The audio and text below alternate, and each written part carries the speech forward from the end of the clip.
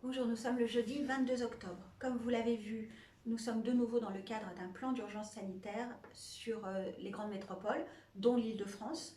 Ça veut dire qu'à Avon, comme partout en Seine-et-Marne, en plus du couvre-feu de 21h à 6h du matin, il y a fermeture imposée par le préfet des bars, des salles de jeu, des salles d'exposition, donc le pavillon de l'érable et le point relais bibliothèque malheureusement, des salles de sport, des gymnases, des salles des fêtes et des salles polyvalentes. Mais il y a des exceptions. Ces exceptions, ce sont toutes celles qui vont permettre à l'école, aux activités périscolaires du matin et du soir et du mercredi et aux activités extrascolaires, c'est-à-dire en ce moment pendant les vacances de Toussaint, tout ce qui concerne le centre de loisirs et AVS, eh bien, de continuer. Donc uniquement dans ces cadres-là, les salles que je vous ai citées pourront être maintenues ouvertes. Ça concerne également les AG qui ont un caractère prioritaire, obligatoire pour certaines associations, je pense en particulier les copropriétés qui doivent tenir leurs AG, eh bien, les salles resteront à leur disposition. Et puis également pour tout ce qui aura un caractère caritatif et solidaire, les distributions alimentaires, la collecte de sang, s'il le faut des séances de vaccination bien sûr. Les restaurants restent ouverts et le maintien et ils peuvent livrer à domicile. J'aurai sans doute d'ailleurs un dispositif à vous présenter très rapidement parce que la ville va essayer de les aider de nouveau, nos restaurateurs, pour continuer à fonctionner par le biais de la vente à emporter puisqu'il doit fermer aujourd'hui à 21h. Et les transports en commun restent maintenus. Je voulais aussi partager avec vous des activités culturelles qui sont nombreuses cette semaine. Une mauvaise nouvelle, c'est que suite à ce que je viens de vous dire, nous sommes obligés de reporter toutes nos festivités autour de Avon célèbre le général de Gaulle. Nous verrons quand est-ce que nous pourrons reprogrammer les conférences, l'exposition, le film qui était prévu. Mais nous maintenons des spectacles parce que la salle de spectacle répond parfaitement au protocole sanitaire exigé par le préfet. Et de ce point de vue-là, il y a un spectacle nouveau qui nous arrive un peu à la volée, mais c'est un spectacle fabuleux qui a lieu dimanche 1er novembre à 14h30 à la Maison dans la Vallée.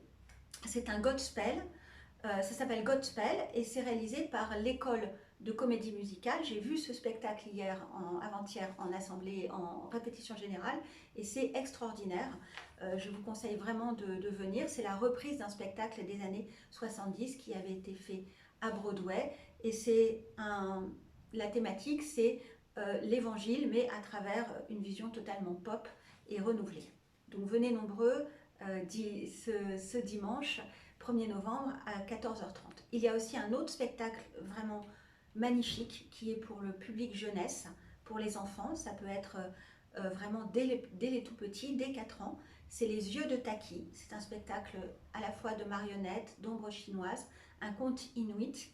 Et ça aura lieu le 7 novembre à la Maison dans la Vallée à 17h. Réservez vos places. Ces deux spectacles valent vraiment, vraiment la peine.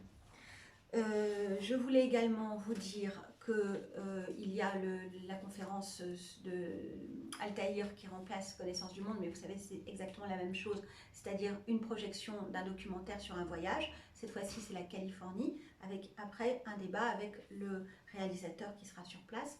C'est le 3 novembre, vous aurez toutes les informations sur les supports de la ville. Ça sera 2 fois programmé à 2 heures différentes dans l'après-midi, en début et en fin d'après-midi. Et puis pour finir, nous lançons une grande démarche qui va s'étaler sur tout le mandat pour nous réapproprier l'histoire d'Avon. Ça s'appellera Aux sources d'Avon. Vous le savez, notre ville est aussi une ville de sources, donc nous allons jouer sur ce mot-là.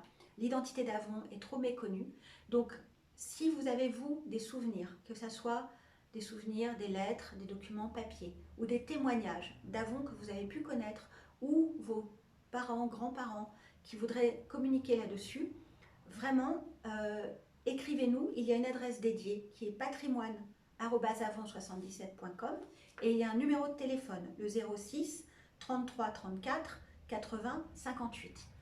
Nous avons vraiment besoin de collecter toute la mémoire encore vivante des Avonnais pour réussir ce grand parcours qui passera par une exposition, peut-être aussi à un moment par un livre, ce grand parcours à travers l'histoire de notre ville, des origines à aujourd'hui.